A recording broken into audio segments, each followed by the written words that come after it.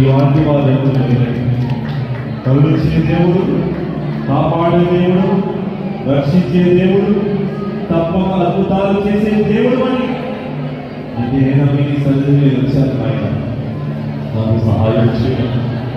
గుహలో దాక్కున్న దావీదే నేను ప్రార్థిస్తున్నాడు. నా భార్యను సమర్పించి దేవుడికి నేను మొరపెట్టుచున్నాను. ఈ